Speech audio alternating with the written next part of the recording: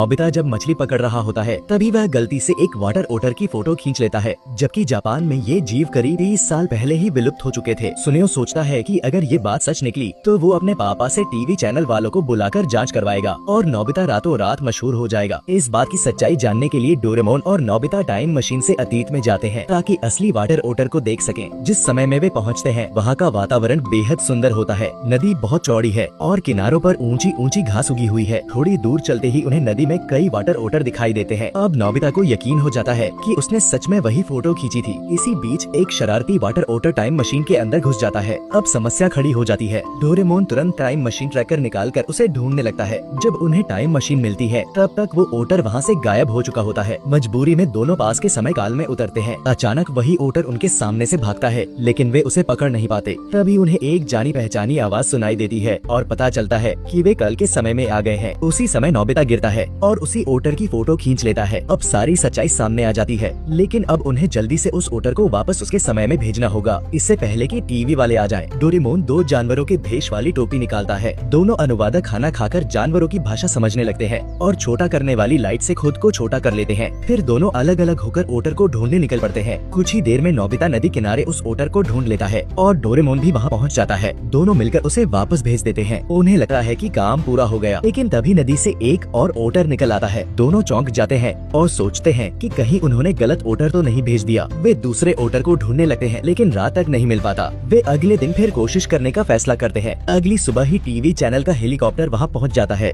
अब उन्हें जल्दी करनी पड़ती है। खोजते खोजते नोबिता फिसलकर नदी में गिरने ही वाला होता है, लेकिन डोरेमोन उसे बचा लेता है। इसी दौरान उन्हें नदी किनारे एक गुफा दिखाई देती है। अचानक किसी के कदमों की आवाज सुनकर दोनों गुफा में छिप जाते हैं। आवाज जाने के बाद उन्हें पता चलता है कि ये तो ओटर का घर है। तभी उन्हें कुत्तों के भौंकने और किसी के बचाव की आवाज सुनाई देती है। नोबिता बाहर झांकता है और देखता है कि एक ओटर डूब रहा है। नोबिता बिना सोचे समझे उसे बचाने कूद पड़ता है, लेकिन उसे याद ही नहीं रहता कि उसे तैरना नहीं आता। दोनों डूबने लगते हैं, लेकिन डोरेमोन अपने गैजेट से उन्हें बचा लेता है। पता चलता है कि उस ओटर का पैर मुड़ गया था। डोरेमोन उसका इलाज करता है। तभी एक और ओटर गुस्से में आकर उन्हें भगा देता है। बाद में समझाने पर उसे पता चलता है कि उन्होंने उसकी बहन की जान बचाई है, तो वह शांत हो जाता है। इसी दौरान सुनेओ और जियान कुत्तों के साथ वहाँ पहुँच जाते हैं। ओटर भाई बहन डोरेमोन और नोबिता को दूसरे रास्ते से भगा देते हैं। वे एक और गुफा में छिपते हैं। वहाँ ओटर भाई बताता है कि पहले और भी ओटर थे, लेकिन नदी के प्रदूषण और हादसों में सब मर गए। अब सिर्फ वे दोनों ही बचे हैं। उनके माता पिता को भी इंसानों के कुत्तों ने मार दिया था। यह सुनकर डोरेमोन और नोबिता समझ जाते हैं कि ये उसी समय के आखिरी ओटर हैं। अब वे तय करते हैं इन्हें किसी सुरक्षित जगह ले जाना होगा। नोबिता को याद आता है कि नदी के ऊपर एक रहस्यमयी ओटर स्वर्ग होने की कहानी है। हालांकि ये सिर्फ एक कहानी है, फिर भी वे वहाँ जाने का फैसला करते हैं। रास्ते में कई खतरे आते हैं। एक लड़ाई के दौरान नोबिता की भेष वाली टोपी गिर जाती है और उसकी असली पहचान सामने आ जाती है। ऊद बिलाव भाई नाराज हो जाता है, लेकिन उसकी बहन उसे समझाती है कि नोबिता अलग है। आखिरकार वे ऊपर पहुंचते हैं, लेकिन वहाँ कोई स्वर्ग नहीं, सिर्फ एक झरना होता है।